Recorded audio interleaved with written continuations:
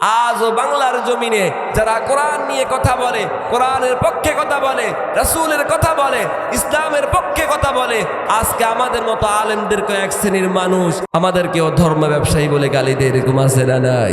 আলহামদুলিল্লাহ নাহমাদুহু ওয়া নাস্তাঈনুহু ওয়া নাস্তাগফিরুহু ওয়া নু'মিনু বিহি ونتوكل عليه ونعوذ بالله من شرور أنفسنا ومن سيئات أعمالنا من يهد الله فلا مضل له ومن يضلل فلا هادي له وأشهد أن لا إله إلا الله وحده لا شريك له وأشهد أن سيدنا وسندنا وحبيبنا وطبيب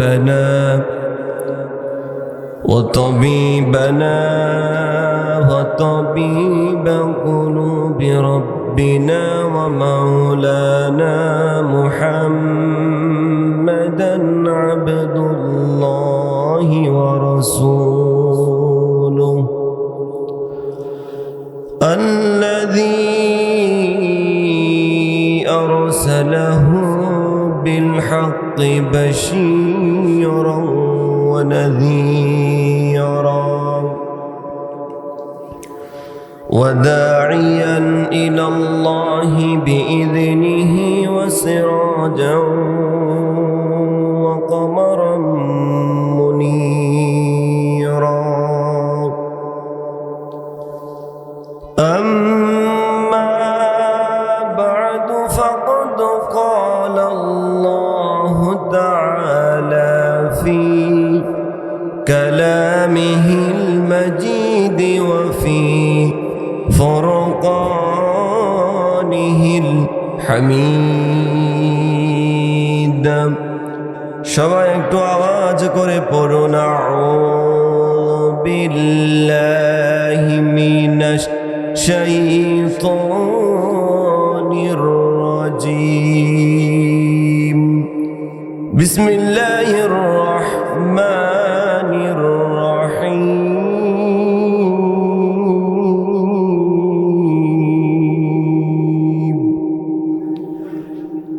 আলিফ লাম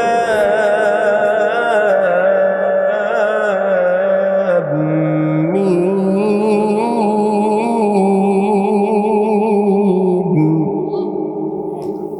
ذلك الكتاب لا ريب فيه هدى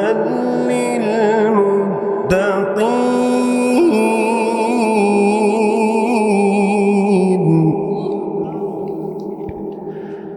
الذين يؤمنون بالغيب ويقيمون الصلاة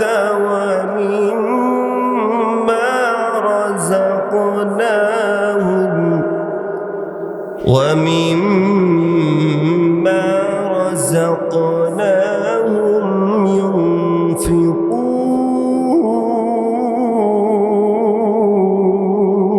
ينفقون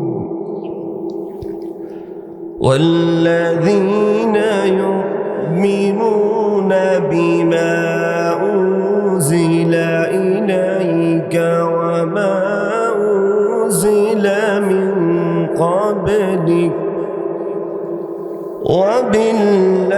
وبالآخرة هم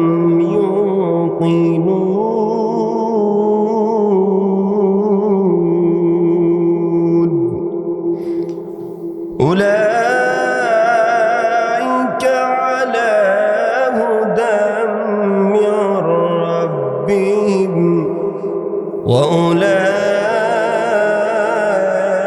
وأولئك هم المفلحون.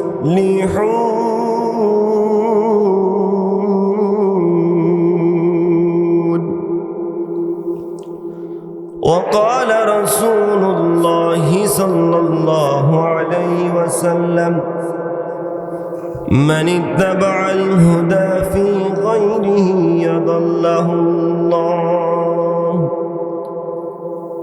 إن الله وملائكته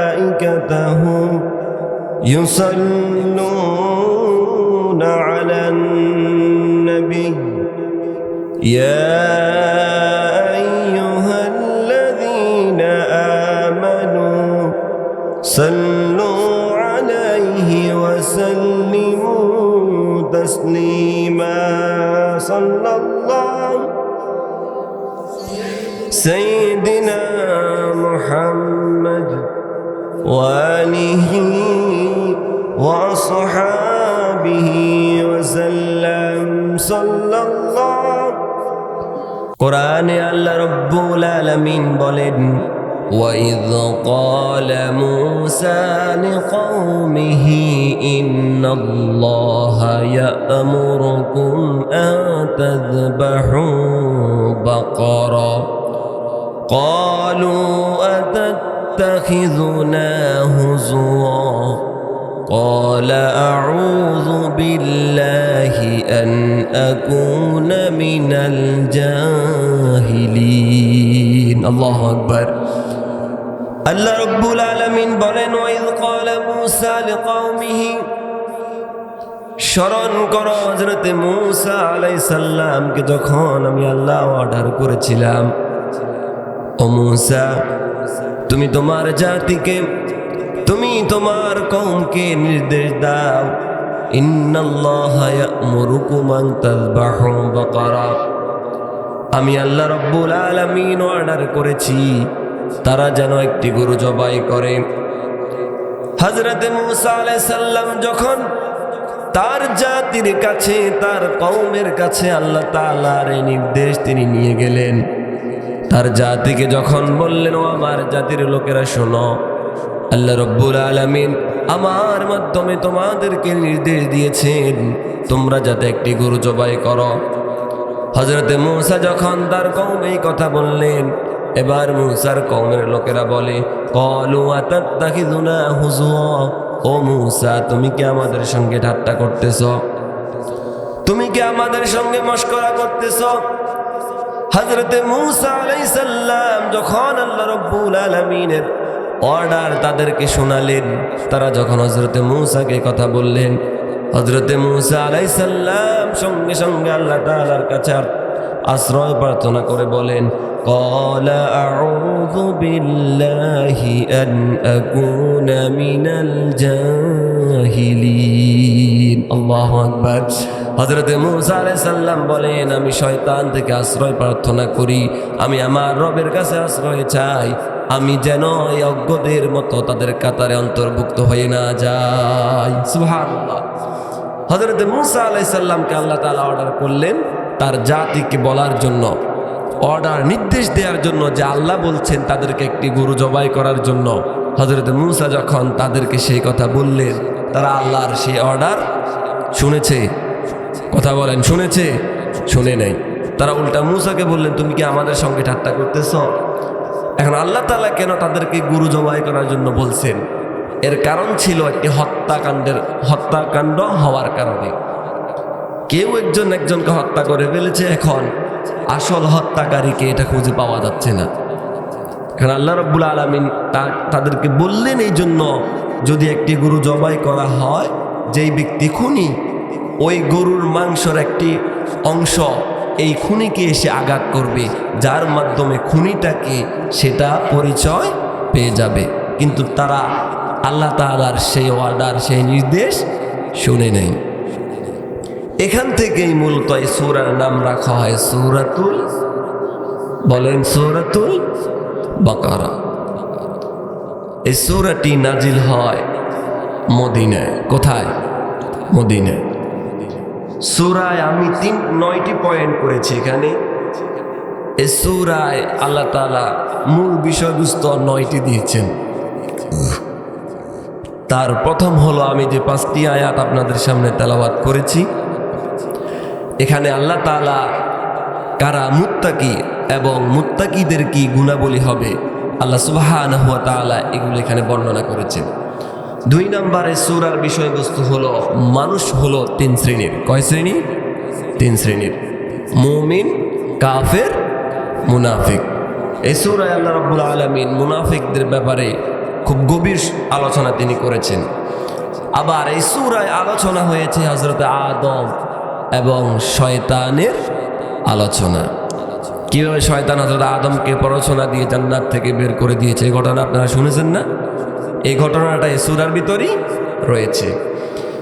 এই সূরায় আল্লাহ তাআলা বনী ইসরাঈলদেরকে সতর্ক করেছিলেন, যাদেরকে আল্লাহ রাব্বুল আলামিন মান্না ও সালওয়া দান করেছেন, অর্থাৎ জান্নাত থেকে সরাসরি খাবার তাদের জন্য পাঠানো হয়েছিল।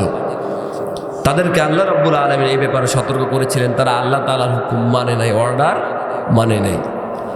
এই সূরায় আলোচনা করেছে তাওহীদ ও ইবাদতের আহ্বান, এবং এই সূরায় আলোচনা হয়েছে শরীয়তের মৌলিক বিধানগুলি, অর্থাৎ নামাজ, রোজা, হজ, যাকাত, ঘুষ, সুদ, এই বিস্তারিত মৌলিক বিধিবিধানগুলো এই সূরাতুল বাকারার ভিতর আলোচনা রয়েছে।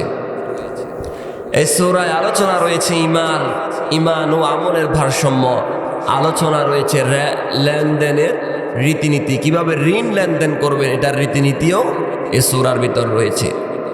এবং সর্বশেষ এই সূরার যে পয়েন্ট রয়েছে সেটা হলো আল্লাহ রাব্বুল আলামিন তার মুমিন বান্দাদেরকে তিনি কিভাবে তার কাছে চাইতে হবে সেগুলো আল্লাহ সুবহানাহু ওয়া তাআলা এই সূরার শেষের দিকে এসে শিখিয়ে দিয়েছেন, বলে সুবহানাল্লাহ।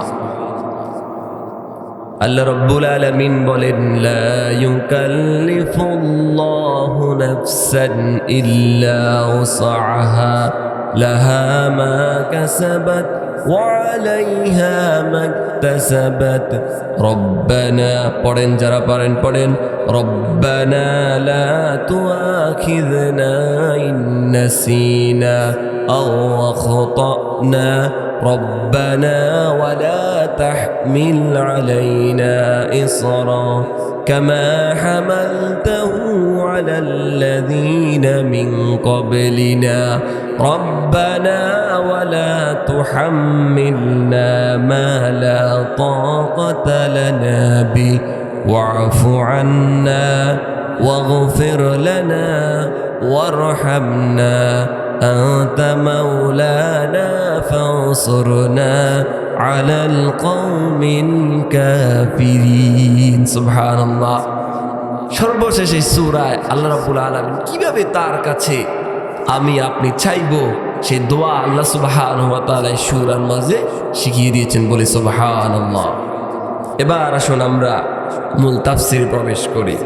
এই সূরার প্রথম যে আয়াত, সে আয়াতটা কি? সূরাতুল বাকারার প্রথম আয়াত কি? আলিফ লাম মিম।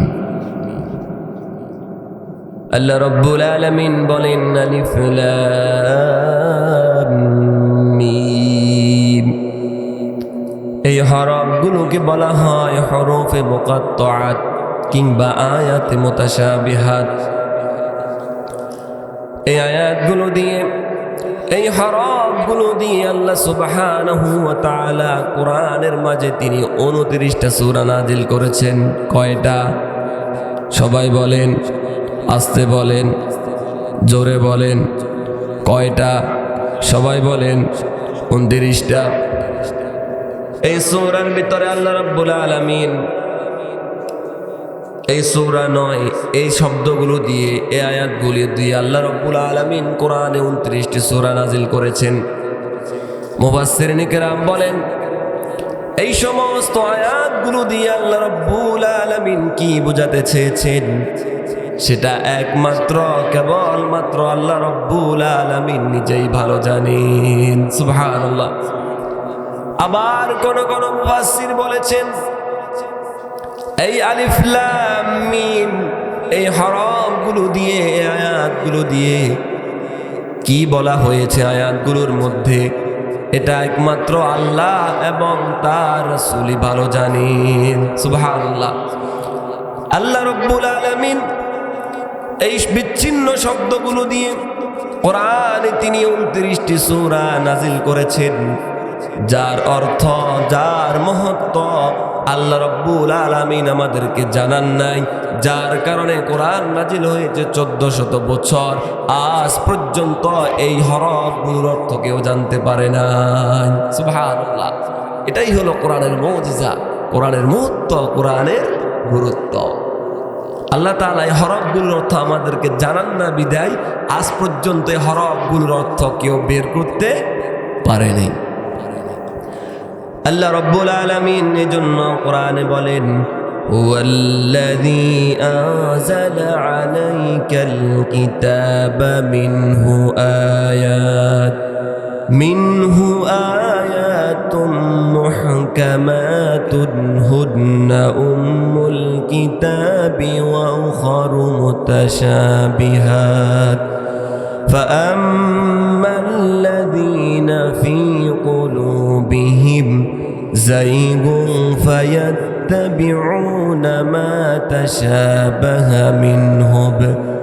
منه ابتغاء الفتنة وابتغاء تأويله وما يعلم تأويله إلا الله والراسخون في العلم يقولون آمنا به كل من عند ربنا وما يذكر إلا أولو الألباب الله أكبر الله رب العالمين বলেন هو الذي أنزل عليك الكتاب আমি সেই সত্তা, আমি সেই রব, আমি সেই মহান আল্লাহ তাআলা যে আমি আল্লাহ আমার রাসূলের উপরে কিতাব নাজিল করেছি। ওয়াল্লাযী আনজালা আলাইকাল কিতাব, এই কোরআন আমি আমার রাসূলের উপর নাজিল করেছি। মিনহু আয়াতুম মুহকামাত, এই কোরআনের মাঝে এমন কিছু আয়াত রয়েছে যেগুলোর অর্থগুলো একদম স্পষ্ট পরিষ্কার। আয়াতুম মুহকামাত, যার অর্থগুলো আমি আল্লাহ রাব্বুল আলামিন একদম পরিষ্কার করে দিয়েছি, যেগুলো তোমরা দেখলেই বুঝতে পারো। যেমন আলহামদুলিল্লাহি রাব্বিল আলামিন, সকল প্রশংসা একমাত্র কেবলমাত্র কার জন্য? জোরে বলেন, আল্লাহর জন্য। আলহামদুলিল্লাহি রাব্বিল আলামিন, এটার অর্থ আমরা বুঝতে পেরেছি, কারণ এটা আল্লাহ তাআলা আমাদের সামনে খুলে দিয়েছেন।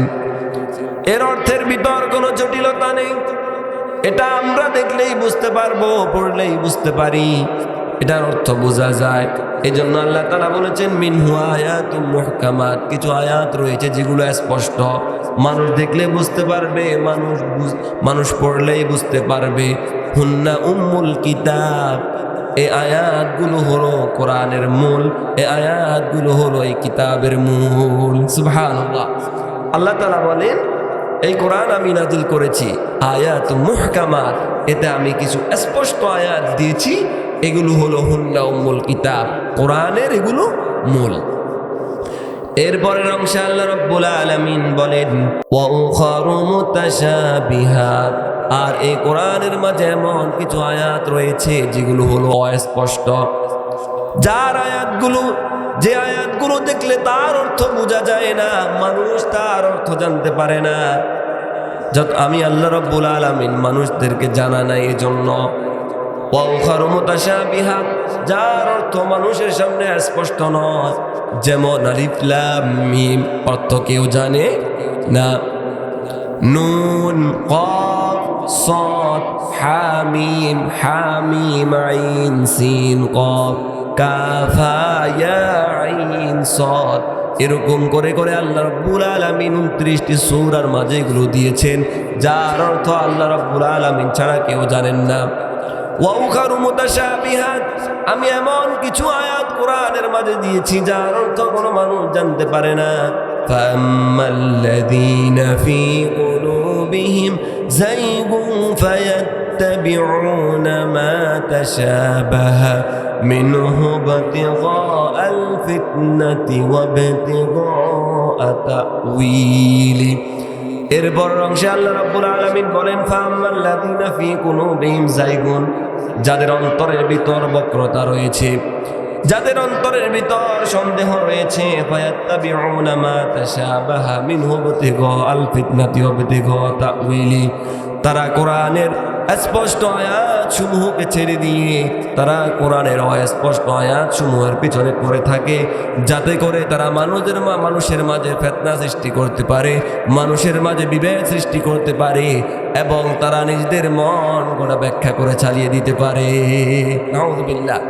আল্লাহ তাআলা বলছেন কিছু আয়াত রয়েছে স্পষ্ট, আর যাদের অন্তরের ভিতর সমস্যা আছে তারা সেগুলোকে ছেড়ে দিয়ে যেগুলো অস্পষ্ট আয়াত সেগুলোর পিছনে পড়ে থাকে। তার কারণ হলো এগুলো দিয়ে তারা মানুষের মাঝে বিভ্রান্ত সৃষ্টি করতে চায়। ওয়ার-রাসিখুনা ফিল ইলম, যারা হলেন প্রকৃত জ্ঞানী, ওয়ায়াকুলুনা আমান্না বিহি, তারা বলেন স্পষ্ট হোক অস্পষ্ট হোক সব কিছু আমার রবের পক্ষ থেকে এসেছে, আমি যদি ইমানদার হই অবশ্যই আমাকে সব কিছু মেনে নিতে হবে। ঠিক কিনা? স্পষ্ট হোক অস্পষ্ট হোক, বুঝে আসুক কিংবা বুঝে না আসুক, আল্লাহ তাআলা যেহেতু আমরা আল্লাহর প্রতি ঈমান এনেছি, বুঝে আসলেও মানতে হবে, বুঝে না আসলেও মানতে হবে। আপনাদেরকে একটা এক্সাম্পল দিই। ধরুন কেউ একজন নামাজে দাঁড়াইছে, নামাজে দাঁড়ানোর পর গ্যাসের প্রবলেমের কারণে মানুষের ওযু যায় না। কথা বলেন, যায় কি না? যায়। ধরুন গ্যাসের প্রবলেমের কারণে তার ওযু চলে গেছে। এখন নামাজ যেহেতু পড়তে হবে, পুনরায় আবার ওযুর প্রয়োজন আছে না নাই? আছে। ওযু করতে গিয়েছে, ওযুর ফরজ কয়টি জানেন না? কয়টি? 4টি। আবার কিছু সুন্নাতও আছে।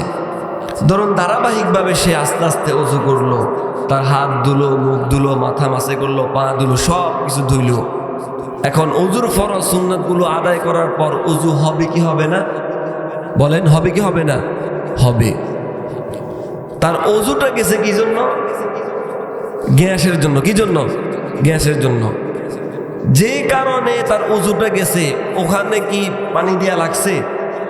কথা বুঝেন নাই মনে হয়। ওটা কি ধোয়া লাগছে? লাগে নাই। তাইলে কি বুঝেন? আল্লাহ তাআলার বিধান যেভাবে আপনাকে দিয়েছে, আপনার বুঝে আসুক, আপনার সেন্সে ধরুক কিংবা না ধরুক, আল্লাহর বিধান যেভাবে আছে আপনাকে আমাকে সেভাবেই মানতে হবে। আরেকটা এক্সাম্পল দেন। ওযু যখন আমরা করি, ধরেন পানি দিয়ে আমরা হাত মুখ যখন ধুই, তখন আমাদের হাত মুখে যদি ময়লা থাকে সেগুলো যায় নাকি থাকে? ধৌত করলে যায় নাকি থাকে? যায়। ওযুর বিপরীত কেউ যদি ওযু করতে না পারে কোনো সমস্যার কারণে, তার বিপরীত পদ্ধতি কি? তায়াম্মুম। কি তায়াম্মুম করলে হাতে মুখে ধুলাবালি লাগবে নাকি যাবে? জোরে বলেন। লাগবে। ওযু করলে লাগবে নাকি যাবে? যাবে। তায়াম্মুম করলে লাগবে। তাহলে যেহেতু আপনি ওযু করতে যদি পানি দিয়ে ওযু করেন, আপনার ধুলাবালি এগুলো যাবে। যদি পানি স্পর্শ করতে না পারেন, তায়াম্মুম করলে ধুলাবালি লাগবে। এখন আপনার আমার মাথায় ধরে? আল্লাহ তাআলার বিধান যেভাবে আছে আপনাকে আমাকে সেভাবে মানতে হবে, বুঝে আসুক কিংবা না আসুক। যদি নিজেকে ইমানদার হিসেবে পরিচয় দিতে চাই, আল্লাহর বিধান যেভাবে আছে সেভাবেই মানতে হবে। এরপরে আসুন, আলিফ লাম মিম গেল। এরপর আয়াত কি?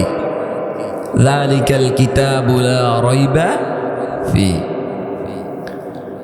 আল্লাহ রাব্বুল আলামিন বলেন, যালিকাল কিতাবু লা রাইবা ফি। আমি আল্লাহ সুবহানাহু ওয়া তাআলা এই কোরআনকে আমি নাজিল করেছি, এই কোরআনের মাঝে কোনো ভুল নাই, কোনো সন্দেহ নাই। সন্দেহ তো দূরে থাক, এই কোরআনের মাঝে কোনো সন্দেহের অবকাশ পর্যন্ত নাই। সুবহানাল্লাহ। আল্লাহ তাআলা বলছেন, এই কোরআন আমি নাজিল করেছি, এই কোরআনের মাঝে কোনো ভুল নাই, এই কোরআনের মাঝে কোনো সন্দেহ নাই। সেই 1400 বছর আগে আল্লাহ তাআলা কোরআন নাজিল করেছেন। আল্লাহ তাআলা তার কোরআনে প্রথমে বলে দিয়েছেন এই কোরআনের মাঝে কোনো ভুল নাই। কিন্তু দুনিয়ার যত সাহিত্যিক, দুনিয়ার যত গবেষক, দুনিয়ার যত লেখক রয়েছে, আপনারা তাদের বইগুলো পড়লে দেখতে পাবেন প্রথম পৃষ্ঠায় লেখা থাকে আমার এই বইয়ের মাঝে যদি কোনো ভুল থাকে আপনারা আমাকে জানাবেন, পরবর্তী প্রকাশনায় সেগুলো ঠিক করে দেওয়া হবে। থাকে কি থাকে না? থাকে। কারণ মানুষ মানি হলো ভুলে যাওয়া, মানুষের ভুল হবে এটা হলো মানুষের স্বভাব, আর আল্লাহ তাআলার ভুল হবে না এটাই হলো আল্লাহর স্বভাব। আল্লাহ তাআলার কোনো ভুল হতে পারে না। এই জন্য আল্লাহ রাব্বুল আলামিন বলেছেন যালিকাল কিতাব, এই সেই কোরআন, এই সেই কিতাব, লা রাইবা ফি, যেই কোরআন, যেই কিতাব আমি আল্লাহ রাব্বুল আলামিন সন্দেহাতীতভাবে তোমাদের সামনে নাজিল করেছি। সুবহানাল্লাহ। এই কোরআনে ভুল আছে আজ পর্যন্ত কেউ বলতে পারে নাই। কোরআন পুরাতন হয়ে গিয়েছে, কোরআনের আইন কানুন পুরাতন হয়ে গিয়েছে, এই কথাগুলো বলতে পারে, অনেকে বলেছেও, কিন্তু এই কোরআনের মাঝে ভুল আছে এটা আজ পর্যন্ত বলার কেউ সাহস করতে পারে না। সুবহানাল্লাহ। কারণ কোরআন আল্লাহ রাব্বুল আলামিন নিজে নাজিল করেছেন, তিনি বলেছেন যালিকাল কিতাব, কোরআনের মাঝে কোনো ভুল নাই। এই কোরআন যখন আল্লাহ সুবহানাহু ওয়া তাআলা কোরআন যখন নাজিল করেন, রাসূলুল্লাহ সাল্লাল্লাহু আলাইহি ওয়াসাল্লাম যখন কোরআনের দাওয়াত মানুষের কাছে পৌঁছাচ্ছেন, এই কোরআনকে নিয়ে তখন কাফেররা ঠাট্টা বিদ্রুপ করত, কোরআনকে নিয়ে তারা ঠাট্টা মস্কারি করত। তারা বলতো এই কোরআন আল্লাহ তাআলার পক্ষ থেকে আসে নাই। কাফেররা বলতো এই কোরআন মুহাম্মাদুর রাসূলুল্লাহ সাল্লাল্লাহু আলাইহি ওয়াসাল্লাম নিজে বানিয়েছে, এই কোরআন মুহাম্মদ নিজে রচনা করেছে।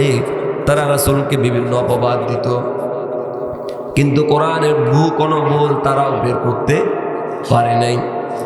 তারা কি বলেছে? তারা সর্বপ্রথম বলতো এই কোরআন হলো কবিতার বই, মুহাম্মাদুর রাসূলুল্লাহ সাল্লাল্লাহু আলাইহি ওয়াসাল্লাম এই কোরআন নিজে লিখেছে কবিতার বই হিসাবে। তাদের সেই কথার ব্যাপারে আল্লাহ রাব্বুল আলামিন সূরাতুল ইয়াসিনের ভিতরে বলেন ওয়ামা আল্লামনাহু আশ-শি'রা ওয়ামা ইয়ানবাগী লা ইন হুয়া ইল্লা যিকরুন ওয়া কুরআনুম মুবিন। আল্লাহু আকবার। আল্লাহ রাব্বুল আলামিন বলেন ওয়ামা আল্লামনাহু আশ-শি'রা ওয়ামা ইয়ানবাগী লা, আমি আমার রাসূলকে কবিতা শিক্ষা দিইনি, আমি আমার নবীর কাছে কোনো কবিতার বই নাজিল করিনি, আমার রাসূলকে আমি কবিতা শিক্ষা দিইনি। আর আমার রাসূল কবিতা বলবে এটা তার জন্য শোভনীয় নয়, এটা আমার রাসূলের জন্য শোভা পায় না। ইন হুয়া ইল্লা যিকরুন ওয়া কুরআনুম মুবিন, এই কোরআন হলো মানুষের জন্য আমি আল্লাহ তাআলা উপদেশ হিসাবে প্রেরণ করেছি, উপদেশ হিসাবে কোরআনকে নাজিল করেছি। এই কোরআনকে নাজিল করেছি কোনটা হক কোনটা বাতিল, এই কোরআন সেগুলোকে আলাদা করে করে মানুষের সামনে উপস্থিত করবে। সুবহানাল্লাহ। তারা সর্বপ্রথম বলল মুহাম্মাদুর রাসূলুল্লাহ সাল্লাল্লাহু আলাইহি সাল্লাম কোরআন নিজে লেখে। তারা রাসূলকে কি বলল? কবি। কি কবি? রাসূল কবি, রাসূলুল্লাহ কবিতার বই লিখেছে এবং রাসূলুল্লাহ কি মানুষের সামনে কবিতা বলতো। আল্লাহ তাআলা তাদের জবাবে বলে আমার রাসূলকে আমি কবিতা শিক্ষা দিইনি, আর আমার রাসূল মানুষের সামনে কবিতা বলবে এটা আমার রাসূলের জন্য শোভাও পায় না। এরপরে তারা বলল এই কোরআন হলো জাদুর কিতাব, মুহাম্মাদুর রাসূলুল্লাহ সাল্লাল্লাহু আলাইহি ওয়াসাল্লাম কোথায় থেকে জাদু শিখে এসেছে, একটা জাদুর বই নিয়ে এসেছে। মানুষের সামনে যখন রাসূল এগুলো কোরআন দিয়ে দাওয়াত দিত, তারা কাফেররা মানুষদেরকে বুঝাতো এটা জাদুর কিতাব। আল্লাহ রাব্বুল আলামিন তাদের সেই কথাগুলো কোরআনে নোট করে দিয়েছেন। আল্লাহ রাব্বুল আলামিন বলেন ফাকালা ইন হাযা ইল্লা সিহরুন ইউযার ইন হাযা ইল্লা কাওলুল বাশার। আল্লাহ রাব্বুল আলামিন বলেন ফাকালা ইন হাযা ইল্লা সিহরুন ইউযার, তারা বলতো এটা জাদুর বই, তারা বলতো এটা জাদুর কিতাব। ইন হাযা ইল্লা কাওলুল বাশার, আর তারা বলতো এটা আল্লাহ রাব্বুল আলামিনের কথা নয়, এটা হলো মানুষের বানানো কথা। নাউযুবিল্লাহ। রাসূলুল্লাহ সাল্লাল্লাহু আলাইহি সাল্লাম যখন কোরআন নিয়ে দাওয়াত দিতেন, তারা তখন বলতো ফাকালা ইন হাযা ইল্লা সিহরুন ইউসার, মুহাম্মদ কোথায় থেকে একটা জাদুর বই নিয়ে এসেছে এবং মুহাম্মদ নিজেই জাদুকর হয়ে গিয়েছে। আজও আপনারা বাংলার জমিনে দেখতে পারবেন, ঠিক রাসূলুল্লাহকে গালি দিত কবি বলে, রাসূলকে গালি দিত সাহিত্যিক বলে, রাসূলকে গালি দিত জাদুকর বলে।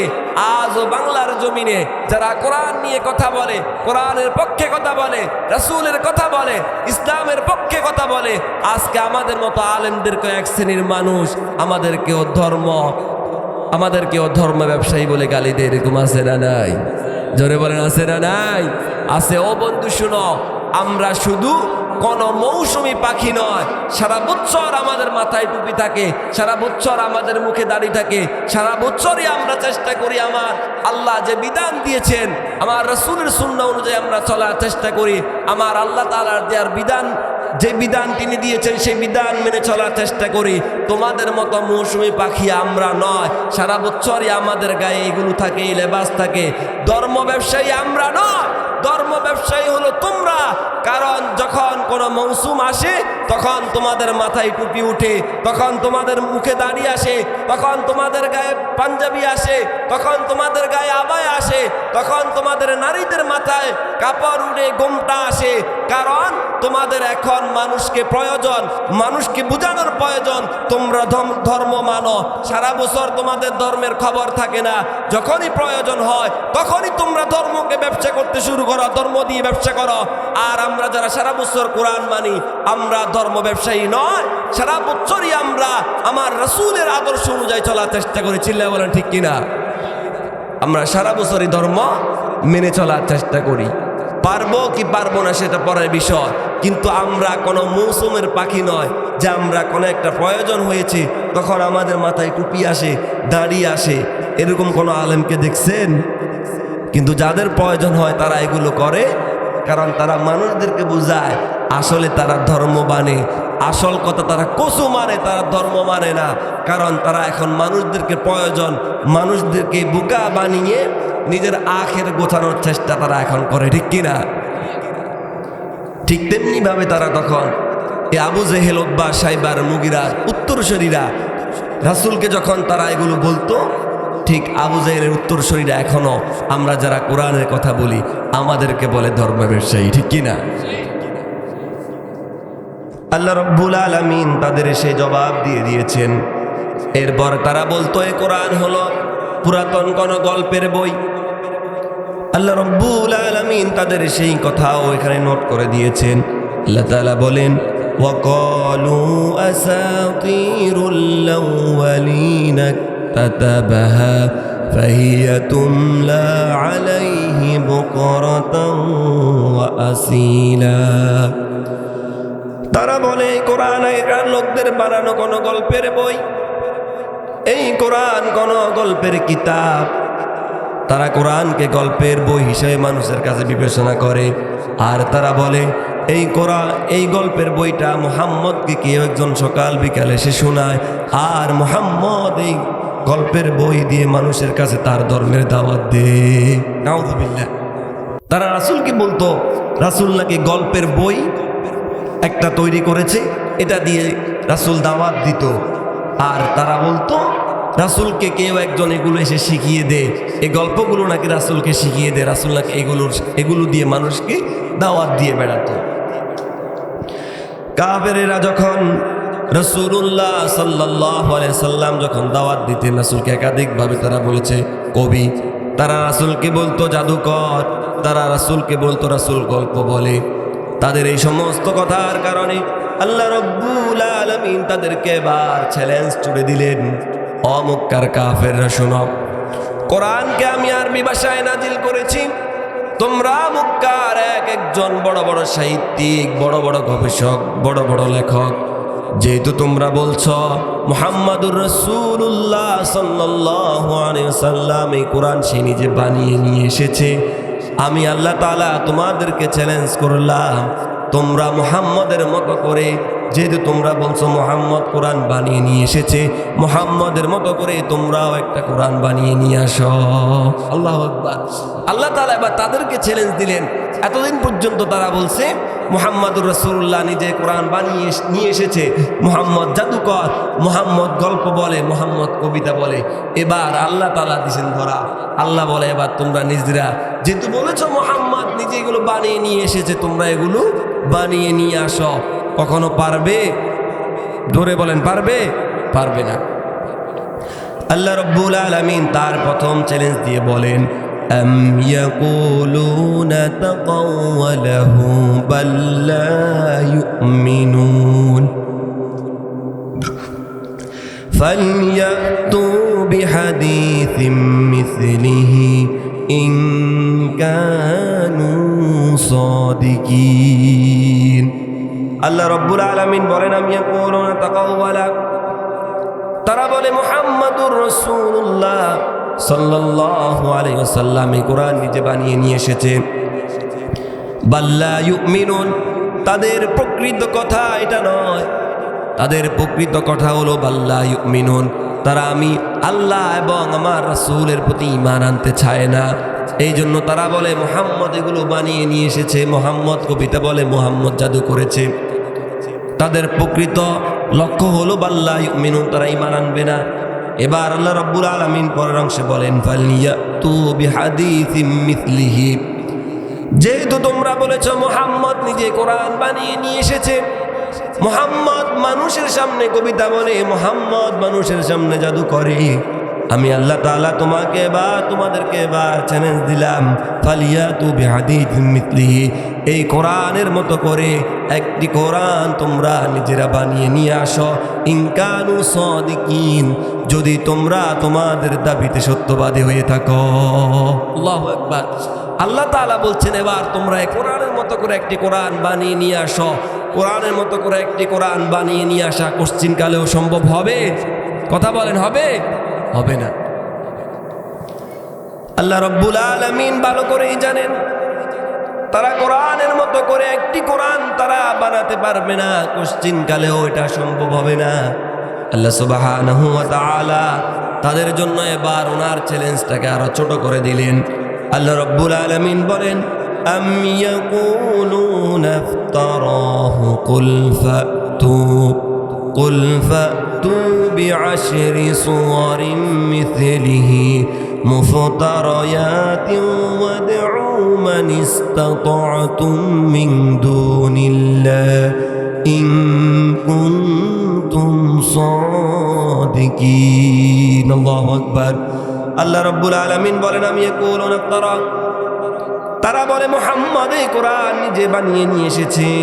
কুল ফাতু বিআশরি সুওয়ারিন মিথলিহি মুফতারায়াত, তারা যেহেতু বলেছে মুহাম্মদ এই কোরআন নিজে বানিয়ে নিয়ে এসেছে, আমি আল্লাহ রাব্বুল আলামিন তোমাদেরকে চ্যালেঞ্জ দিলাম, তোমরা যারা বলছো মুহাম্মদ নিজে বানিয়ে নিয়ে এসেছে, কুল ফাতু বিআশরি সুওয়ারিন মিথলিহি মুফতারায়াত, আমি আল্লাহ তোমাদেরকে চ্যালেঞ্জ করলাম এই কোরআনের মতো করে একটি কোরআন তোমাদেরকে বানিয়ে নিয়ে আসার জন্য বলেছিলাম, পারো নাই। আমি আল্লাহ রাব্বুল আলামিন দয়া করে তোমাদের জন্য আমার চ্যালেঞ্জটাকে আরো ছোট করে দিলাম, এই কোরআনের মতো করে 10টি সূরা তোমরা বানিয়ে নিয়ে আসো। আল্লাহু আকবার। আল্লাহ তাআলা আগের বার বলেছেন প্রথম চ্যালেঞ্জে কোরআনের মতো করে একটি কোরআন বানিয়ে নিয়ে আসো। আল্লাহ তো ভালো করে জানেন তারা এটা কখনো পারবে না। এরপর আল্লাহ তাআলা এবার তার চ্যালেঞ্জটাকে আরো ছোট করে দিলেন, তো বিআশরি সুওয়ারিন মিসলিহি মুফতারায়াত, এই কোরআনের মতো করে তোমরা 10টি সূরা বানিয়ে নিয়ে আসো। তারা কি এবারও 10টি সূরা বানিয়ে নিয়ে আসতে পারবে? কথা বলেন, পারবে? পারবে না। আল্লাহ রাব্বুল আলামিন তার চ্যালেঞ্জটাকে আরো ছোট করে দিলেন, কারণ আল্লাহ রাব্বুল আলামিন জানেন তারা একটি কোরআন কখনো বানাতে পারবে না, তারা কোরআনের মতো করে 10টি সূরাও কখনো বানাতে পারবে না। আল্লাহ রাব্বুল আলামিন এবার কোরআনে বলেন ওয়া ইন কুনতুম ফি রাইবিম মিম্মা নাযালনা আলা আবদিনা ফাতু বিসূরাতিন মিথলিহি ওয়াদউ শুহাদাআকুম মিন دون الله ইন কুনতুম সাদিকিন। আল্লাহু আকবার। আল্লাহ রাব্বুল আলামিন বলেন ওয়া ইন কুনতুম ফি রাইবিন, আর যদি তোমাদের মনে যদি কোনো সন্দেহ হয়ে থাকে, মিম্মা নাযালনা আলা আবদিনা, এই কোরআন আমি আমার রাসূলের উপর নাজিল করেছি, এই কোরআন আমি মুহাম্মাদুর রাসূলুল্লাহ সাল্লাল্লাহু আলাইহি ওয়াসাল্লামের উপর নাজিল করেছি, যদি তোমরা কোনো সন্দেহ পোষণ করে থাকো, ফাতু বিসূরাতিম মিন মিথলিহি, এই কোরআনের মতো করে তোমরা, আগে বলেছি একটি কোরআন বানিয়ে নিয়ে আসো, পরে বলেছি 10টি সূরা বানিয়ে নিয়ে আসো, এখন একটি কোরআনও বাদ, 10টি সূরাও বাদ, এই কোরআনের মতো করে একটি সূরা তোমরা বানিয়ে নিয়ে আসো। আল্লাহু আকবার। ইন কুনতুম সাদিকিন, যদি তোমরা তোমাদের দাবিতে সত্যবাদী হয়ে থাকো। আল্লাহ তাআলা বরাবর তাদের জন্য চ্যালেঞ্জটাকে ছোট করে দিলেন। একটি কোরআন থেকে, বড় একটি কোরআন থেকে 10টি সূরা, 10টি সূরা থেকে একটি সূরা, আজ পর্যন্ত আমার রবের সেই চ্যালেঞ্জ কেউ গ্রহণ করতে পারে নাই। এবার আল্লাহ রাব্বুল আলামিন তার চূড়ান্ত ঘোষণা দিয়ে বলেন, ফাইন লাম তাফআলু ওয়া লান তাফআলু ফাত্তাকুন নারাল্লাতী ওয়াকুদুহান নাস ওয়াল হিজারা উইদ্দাত লিল কাফিরিন। আল্লাহু আকবার। আল্লাহ রাব্বুল আলামিন বলেন, ফাইন লাম তাফআলু, তোমাদেরকে আমি বলেছিলাম কোরআনের মতো করে একটি কোরআন বানাতে, কিংবা 10টি সূরা কিংবা একটি সূরা বানিয়ে নিয়ে আসতে। ফাইন লাম তাফআলু, তোমরা পারো নাই। ফাইন লাম তাফআলু, তোমরা পারো নাই। ওয়া লান তাফআলু, আর কখনো পারবেও না। ফাইন লাম তাফআলু ওয়া লান তাফআলু, তখন বলেছি পারো নাই, এখন পারো নাই, ভবিষ্যতেও কেউ আমার কোরআনের মতো করে একটি কোরআন বানিয়ে নিয়ে আসতে পারবে না। ফাত্তাকুন নারাল্লাতী ওয়াকুদুহান নাস ওয়াল হিজারা, যেহেতু তোমরা পারো নাই, তাহলে জাহান্নামের আগুন থেকে নিজেকে বাঁচাও, যার ইন্ধন হবে মানুষ এবং পাথর। আল্লাহু আকবার। আল্লাহ তাআলা বলছেন, যেহেতু পারো নাই, এবার জাহান্নাম থেকে নিজেদেরকে বাঁচাও, যার ইন্ধন হবে মানুষ এবং পাথর। উইদ্দাত লিল কাফিরিন, যে জাহান্নাম বানিয়ে রাখা হয়েছে একমাত্র কাফিরদের জন্য। এই জাহান্নামকে আল্লাহ তাআলা আমাদের জন্য বানাইছে? কথা বলেন, বানাইছে? বানায় নাই। কিন্তু আমাদেরও কেউ কেউ জাহান্নামে যাবে কি যাবে না? যাবে। কারণ উপায় নাই, আমরা যে আমল করি এই আমল দিয়ে জান্নাতে যাওয়া কোশ্চিন কালেও সম্ভব নয়, যদি আল্লাহ তাআলা নিজে আমাদেরকে দয়া করে মাফ না করেন। ঠিক কি না? আল্লাহ তাআলার কাছে আমরা আশ্রয় প্রার্থনা করি, আল্লাহ তাআলা আমাদের সকলকে জান্নাত নসিব করুন। সবাই বলুন আমিন। এরপরে আসুন, তাহলে আল্লাহ তাআলার এই চ্যালেঞ্জ তখনকার কাফেররাও গ্রহণ করতে পারে নাই। এরপর আল্লাহ তাআলা বলছেন, ওয়ালান তাফআলু, তোমরা তো পারো না, এটা না, ভবিষ্যতে কেউ পারবে না। তার প্রমাণ দেখুন, বর্তমান বিজ্ঞানের খুব চরম উৎকর্ষতা চলছে, অনেক উন্নত চলছে বিজ্ঞানে, ঠিক কিনা? এই বিজ্ঞান কোথায় কোন অসঙ্গতি আছে, কোথায় কোন হেরফের আছে, সব কিছু বলতে পারে। ধরুন আপনি কোথাও পড়ে গেলেন, পড়ে যাওয়ার পর আপনার মাথার হাড় ভেঙে গেছে, এটা এক্সরে করার পর বেরিয়ে আসে কি আসে না? কথা বলেন, আসে না? আসে। এই হাড়টা কিভাবে ভাঙছে, কিভাবে এটার আবার জোড়া লাগাইতে হবে, হাড়টা ভেঙে কোন দিকে গেছে, এদিকে গেছে না এদিকে গেছে, সেটাও রিপোর্টে আসে কি আসে না? আসে। শুধু এটা নয়, মহাকাশে তারা নৌযান পাঠায়, মহাকাশ বিজ্ঞানীরা, তারা সেখানে দুনিয়ায় বসে তারা সেখানে তাদের একটি রোবট, তাদের একটি যন্ত্র আসমানে পাঠায়, এবং যেই যন্ত্র তারা সেখানে পাঠায়, ওই যন্ত্রের যদি কোনো একটি নাটের, কোনো মেমোরির কোনো একটি সিস্টেমের যদি একটু ভুল হয়, তারা দুনিয়ায় বসে এটাও তারা ঠিক করতে পারে। ধরুন তারা যে নৌযান পাঠিয়েছে, যেটা তারা সেখানে পাঠিয়েছে, যে যন্ত্র পাঠিয়েছে, এটার যদি একটি নাট লুজ হয়ে যায়, তারা সেই নাটও দুনিয়া বসেই কি করতে পারে? টাইট করতে পারে। অর্থাৎ সেখানে যাওয়া তাদের লাগে না।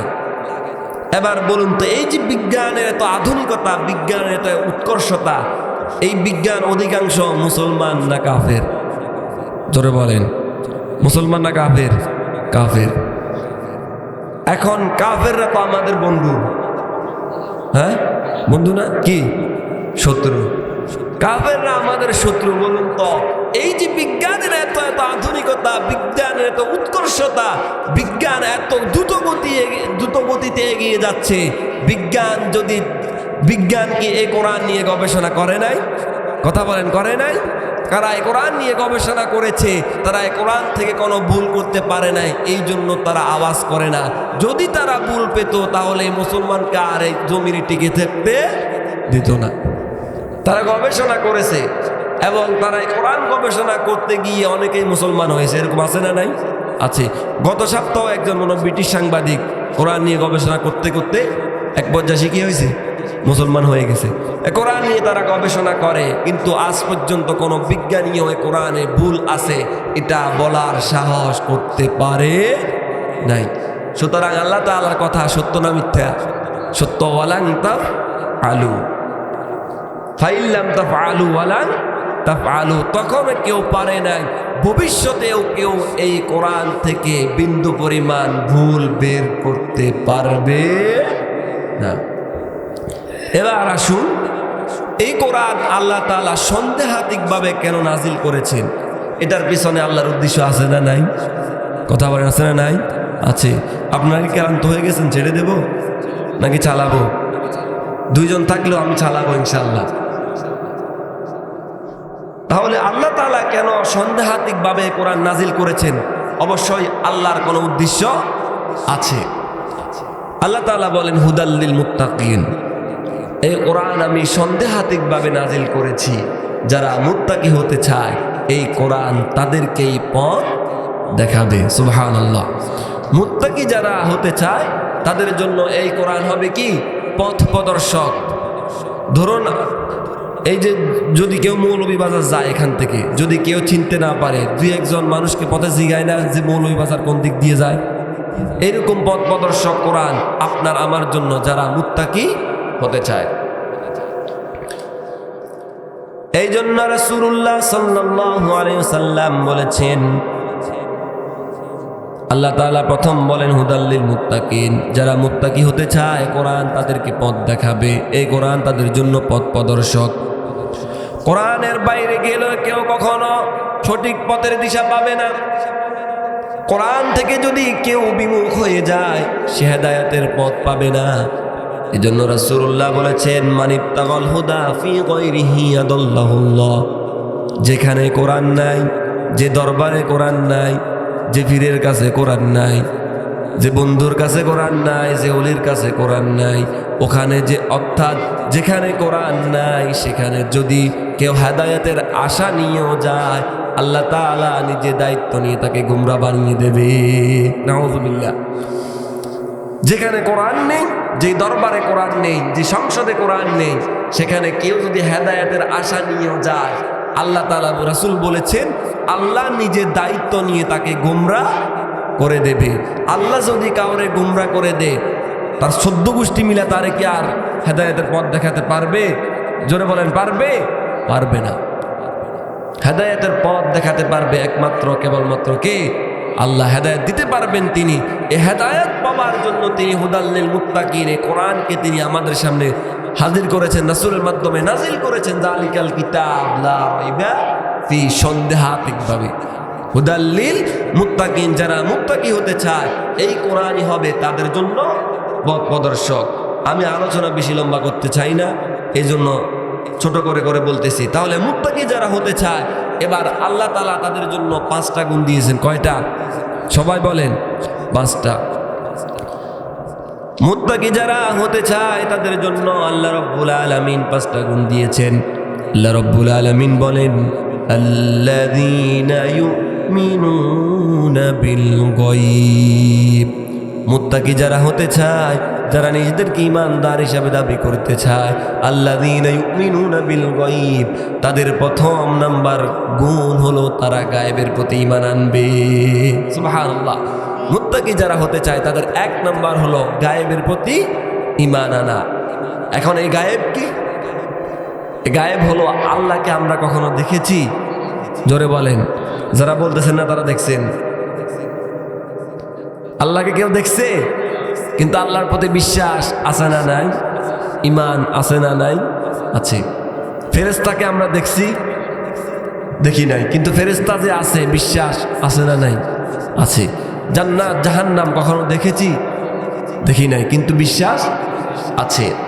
আখিরাত, কিয়ামত, তাকদীর, হাসরের ময়দান, এগুলো আমরা কেউ দেখেছি? আমাদের তাকদীরে আগামীকাল কি লেখা আছে, একটু পর কি হবে, তাকদীর কি আছে, কেউ দেখেছি? কেউ জানি? বিশ্বাস আছে না নাই? আছে। এটাই হলো আল্লাযীনা ইউমিনুনা বিল গায়ব, গায়েবের প্রতি ঈমান আনা। এখন আমরা তো এখানে মুসলমান হিসাবে আমরা আল্লাহর প্রতি বিশ্বাস করি, কিন্তু এমনও কিছু মানুষ আছে যাদের নামগুলো কিন্তু মুসলমানের মতোই, মুসলমানের মতো না, মুসলমানই কিন্তু আল্লাহকে বিশ্বাস করে না, এরকম একটা জাত আছে না নাই? আছে। তাদের নাম কি? নাস্তিক। কি? নাস্তিক। তারা আল্লাহকে স্বীকার করে না। বাংলাদেশের নাস্তিক আর অন্যান্য দেশের নাস্তিকদের মাঝে অনেক পার্থক্য আছে। বাংলাদেশের নাস্তিকগুলো হচ্ছে কেমন জানেন?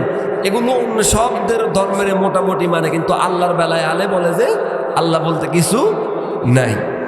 নাস্তিকদের মূল থিওরি হবে তারা কোনো ধর্মকেই বিশ্বাস করে না। তাদের কথা হলো খাওয়া দাওয়া ভর্তি করো, যতদিন আসি পৃথিবী ততদিন খামু আর ঘুমামু, শেষ। মানে তারা কোনো ধর্মকে বিশ্বাস করে না। কিন্তু বাংলাদেশের যে হাইব্রিড নাস্তিক আছে, এগুলো শুধু আল্লাহর ক্ষেত্রে নাস্তিক, অন্য সব কিছু মানে, কিন্তু আল্লাহ যে আছে তারা এটা মানতে চায় না। তারা বলে আনসিং ইজ নাথিং, যা দেখি না তা মানি না, দেয়ার ইজ নো গড, আল্লাহ বলতে কিছু নাই। আনসিং ইজ নাথিং, যা দেখি না তা মানি না। আমি যদি আপনাদেরকে উদাহরণ দিই, বলুন তো আমরা অক্সিজেন গ্রহণ করি কি করি না? জোরে বলেন। করি। অক্সিজেন দেখছেন কয়জনে? এখন কি আমরা অক্সিজেন নিচ্ছি না? শ্বাস প্রশ্বাস আছে কি আছে না? আছে। এই অক্সিজেন আমরা দেখছি কয়জনে? কিন্তু অক্সিজেন যে আছে এটা বিশ্বাস করি কি করি না? জোরে বলেন। করি। অক্সিজেন যে আছে আমরা এটা বিশ্বাস করি, কিন্তু আমরা অক্সিজেন যে আছে এটা কখনো দেখি নাই। আচ্ছা ধরুন কেউ একজনকে আপনি কষায় গালের মাঝে একটা থাপ্পড় দিলেন, থাপ্পড় দেওয়ার পর ব্যথা লাগে কি লাগে না? জোরে বলেন। লাগে না? থাপ্পড় দেওয়ার পর ব্যথা লাগে না? লাগে। এখন থাপ্পড় দেওয়ার পর যদি ওই নাস্তিকদের গালের মাঝে যদি আপনি থাপ্পড় দেওয়ার পর যদি বলে যে থাপ্পড় কেন দিছো, আমার ব্যথা লাগে, তখন যদি আপনি তাকে জিজ্ঞেস করেন ব্যথা যে লাগে এটা দেখাও, দেখাইতে পারবে? দেখাতে পারবে না। থাপ্পড় দেওয়ার পর ব্যথা কি জিনিস দেখা যায় না, শুধু অনুভব করা যায়। আমরা যারা ইমানদার আমাদের বিষয়টাও এরকম, আমরা আল্লাহকে দেখি নাই কিন্তু ঈমান এনেছি আমাদের রব যে আছে, জান্নাত আছে, জাহান্নাম আছে, আখিরাত আছে, পুনরায় আমাদেরকে জীবিত করা হবে, এই সব কিছুকে আমরা অনুভব করি এবং সব কিছুকে আমরা বিশ্বাস